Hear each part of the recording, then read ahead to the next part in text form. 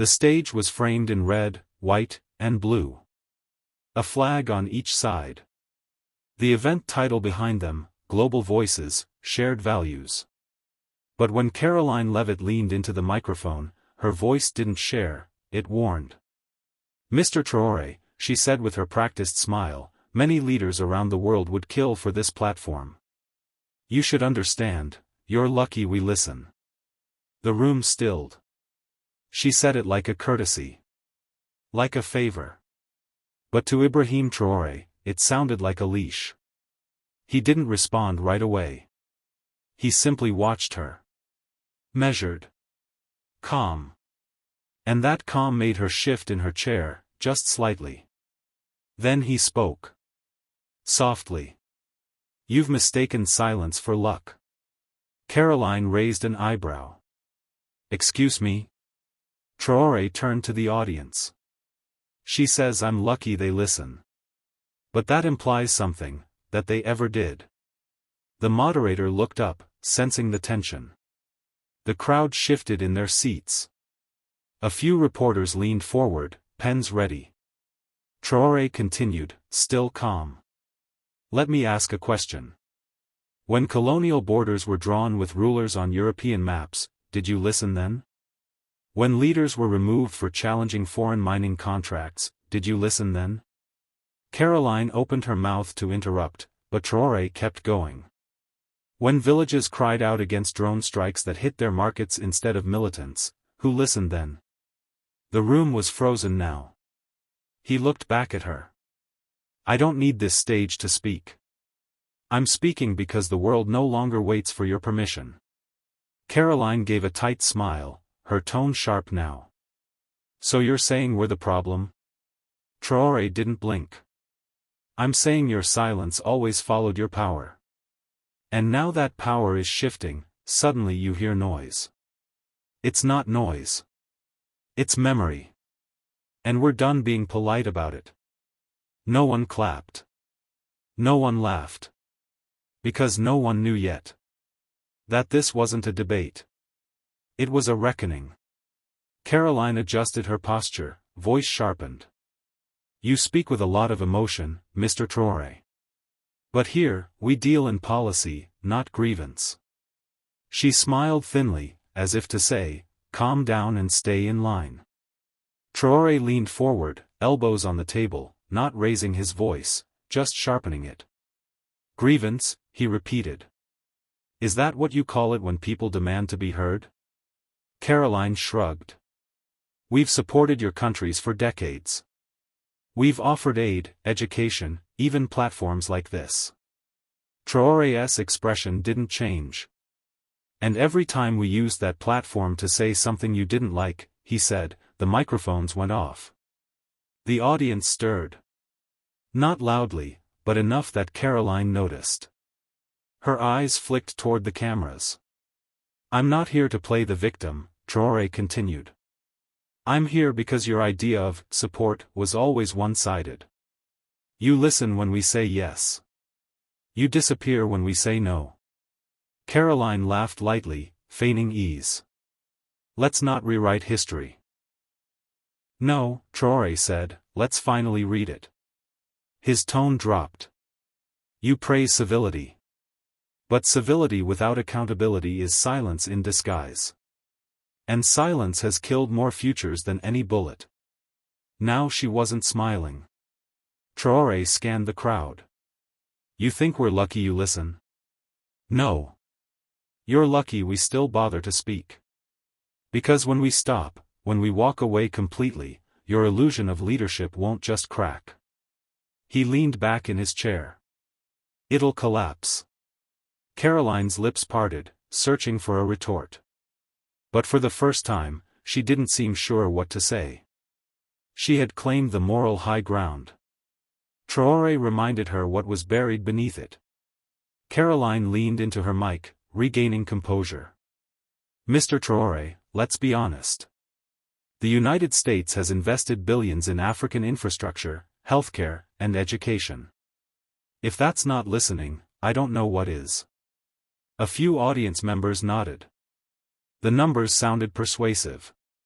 But Traoré's eyes didn't move. He waited. Not to reply, to strike. Investment, he said slowly, without respect, is not partnership. It's control with a smile. Karoline's lips tightened. He stood, not to grandstand, but to address the entire room. You call it aid. We experience it as ownership. You send us grain and build roads. But the contracts are written in English, the loans in dollars, and the interest in lives. The room held still. You say you educated our youth, he went on. But when they speak their minds, you flag them as radicals. You vaccinate our children, then tell our leaders how to vote. You build schools, then teach us to admire you. Karoline cut in, voice tense. That's a gross mischaracterization. No, Traoré said. It's your reflection. You just don't like the mirror. Gasps now. A low, audible shift in energy. He didn't let up. When we try to build on our terms, you call it instability. When we resist your influence, you call it regression. And when we finally say, this is ours, you call it ungrateful. He paused. We're not ungrateful. We're awake. A heavy silence followed. Camera zoomed in. Even the moderator hesitated to speak. Karoline looked to her notes, suddenly detached from the room she once owned. She had come with statistics. Traoré came with scars. And in that moment, truth outshouted every dollar. Karoline leaned back in her chair, crossing her arms in that polished way that said, I'm still in control. Her tone turned strategic. Mr. Traoré, if your issue is with past mistakes, take it up with history. But don't punish the present for things we didn't do. Traoré looked at her, calm, unreadable. Then he stood again, not for drama, but because truth has weight, and sometimes you have to stand to carry it. I don't blame you for history, he said. I blame you for pretending it's over. He took a breath. History isn't just what happened. It's what keeps happening. Different actors. Same script. Karoline tried to interrupt, but Traoré raised his hand, not to silence her, but to hold the moment. You say the past is past. But our present still speaks your language. Still runs on your currency. Still fights your wars. Still owes debts you created. The crowd leaned in. This wasn't a debate anymore, it was a dismantling. Karoline pressed her lips into a thin line. So what do you want, then? Reparations? Apologies? Power? Traoré tilted his head. No. I want what you pretend to give, respect. I want the right to fail on my own terms, succeed without your approval, and speak without your condescension. He turned to the crowd. We don't want your pity. We want our voice. Then, looking straight at Karoline. And if that sounds dangerous to you, it's only because you're not used to listening. Karoline sat still. The moderator tried to recover, mumbling something about shared values. But the damage was done. She tried to shift the blame. Traoré shifted the weight. And now everyone in that room could feel it. Karoline adjusted her mic, her voice a mix of steel and sympathy. I think what you're missing, Mr. Traoré, is that we've extended a hand, even when we didn't have to. The U.S. has been generous, even when the world gave us little in return. There it was. The performance of generosity. The idea that help comes without expectation, and that gratitude must be paid in silence. Traoré let the words hang in the air. Then he stood, again, not to tower, but to tell the truth face to face. You extended a hand, he said. But the other held the terms. Karoline's face tightened. You speak of generosity, Traoré continued, but every time we tried to walk on our own, you called it rebellion. Every time we said, thank you, but we'll take it from here, you asked us if we forgot who fed us. His voice didn't rise, but the room did. The crowd shifted again, more awake, more alert. "You don't want partnership," he said. "You want proof of obedience. You want flags lowered and voices softened." Karoline interrupted, forcing a smile. "That's not fair." "No," Traoré said, "what's not fair is centuries of silence followed by demands for gratitude. What's not fair is that we're asked to say thank you for a seat at the table, when we grew the food, carved the wood, and lit the fire." The moderator looked rattled now. This wasn't just a disagreement, it was revelation. Traoré turned back to the audience. "You want to be thanked? Then start by seeing us. Not as projects. Not as threats. Not as shadows beneath your spotlight. But as equals." A long pause. Karoline looked away. She asked for gratitude. But Traoré asked the question that echoed louder. Gratitude for what, being tolerated? Karoline, now visibly tense, reached for her final line of defense, order. "Mr. Traoré," she said, folding her hands tightly, "you speak as if the global system is broken. But without structure, without cooperation, without American leadership, what remains? Chaos?" Traoré didn't smile. He didn't scoff. He let her words settle, because he understood them for what they were, fear disguised as wisdom. He rose once more. His voice was calm, but colder now. "You say without you, there's chaos," he said.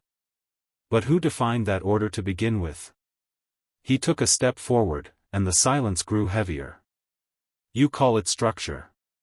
We lived it as subordination. You call it cooperation.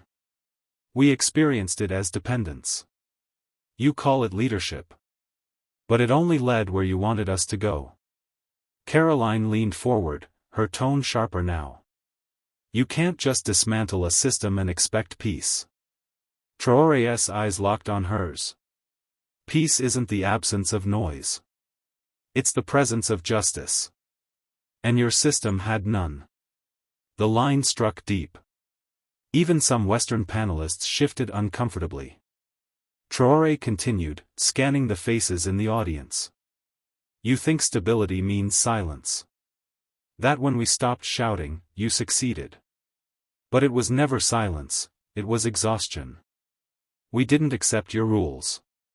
We endured them." He paused. "And now that we speak again, you call it disruption." He looked back at Karoline. "You didn't build order. You built obedience. And now that it's ending, you're confusing truth with chaos." Karoline didn't respond. She stared back, jaw tense, hands unmoving. The moderator said nothing. Because there was nothing to say. She tried to raise the flag of stability. But Traoré planted something deeper. Truth, with roots, not borders. Karoline exhaled, leaned back, and looked to the moderator. "I think we've heard enough posturing. We're here to move forward, not to dwell on old wounds." The moderator nodded quickly, eager to regain control. "Perhaps we should redirect the discussion to economic development." But Traoré raised a hand. He didn't ask for permission. He simply spoke.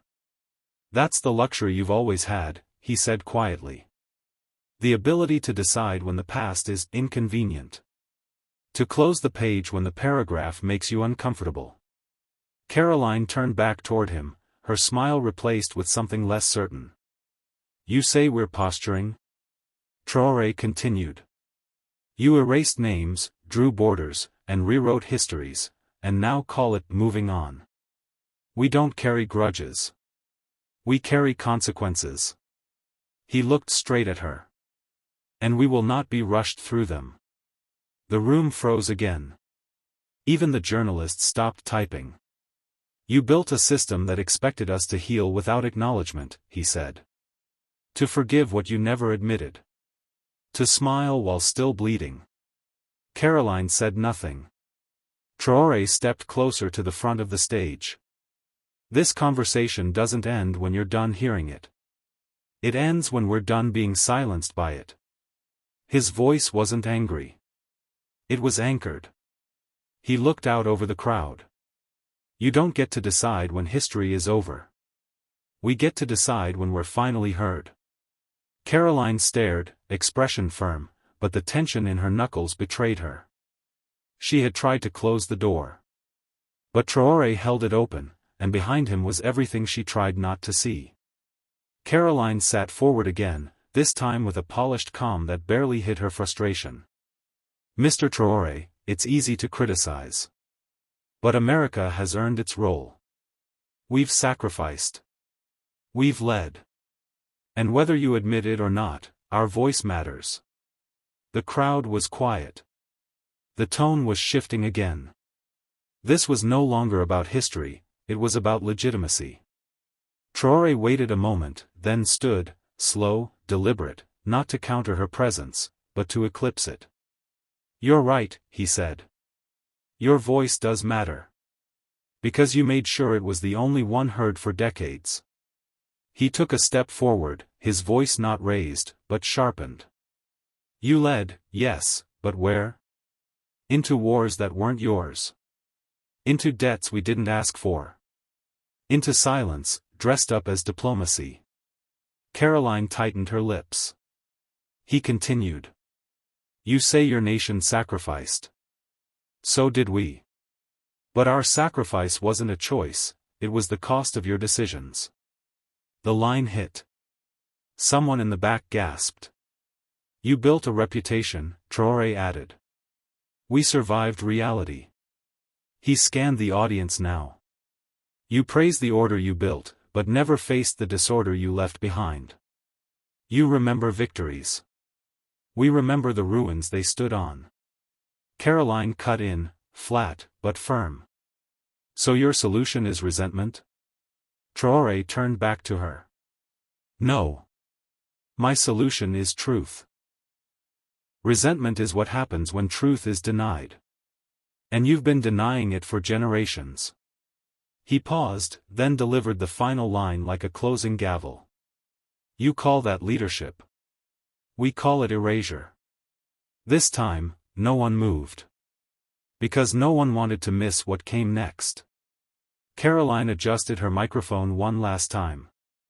Her voice was careful now, not mocking, not sharp, just controlled. I believe we've made space for many voices today.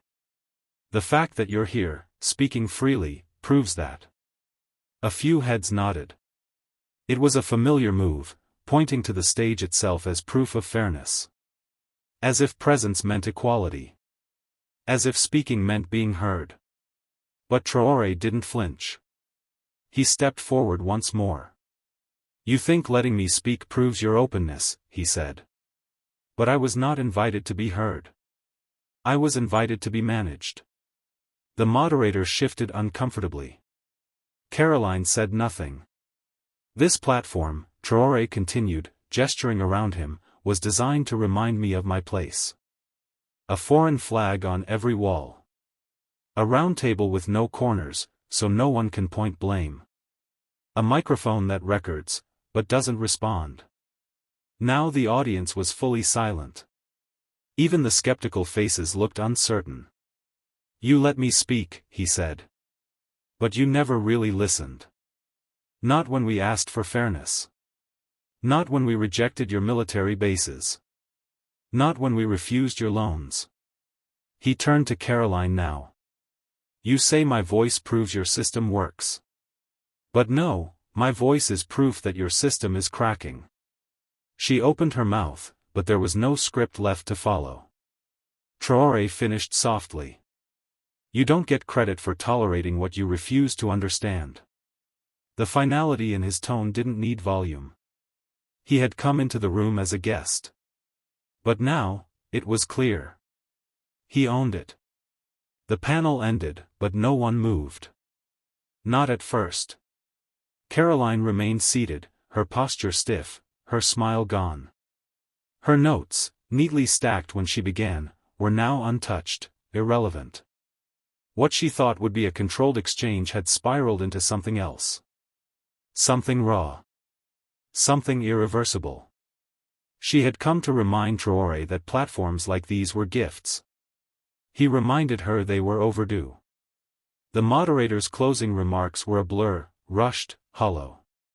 The usual applause came late, uneven, scattered. Traoré didn't wait for it.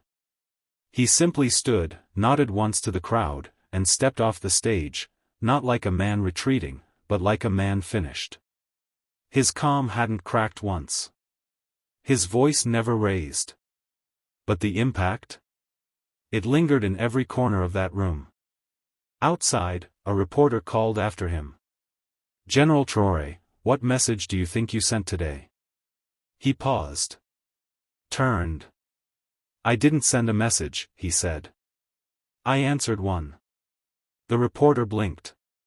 "Whose?" He looked past the camera, back toward the building behind him. "Hers," he said. Then he walked away. Inside, Karoline sat in silence as aides whispered in her ear. She didn't respond. She wasn't used to being the one left without the final word. She had said, "You're lucky we listen." And he had answered with 10,000 unsaid things. "We were never lucky. You were never listening. And now, we're speaking, whether you hear us or not." She said, "You're lucky we listen." But she didn't expect what came next. Karoline Leavitt walked onto that stage believing presence meant power, that giving someone a microphone meant she still controlled the volume. But Ibrahim Traoré didn't ask to be heard. He came to speak, on his own terms. No theatrics. No shouting. Just truth, delivered with the weight of generations. He didn't fight to be included. He exposed what inclusion had always cost. This wasn't a debate. It was a reminder. Being heard isn't a gift. It's a right. And Traoré made it clear. The era of polite permission is over. Now, we speak. And we don't wait to be listened to.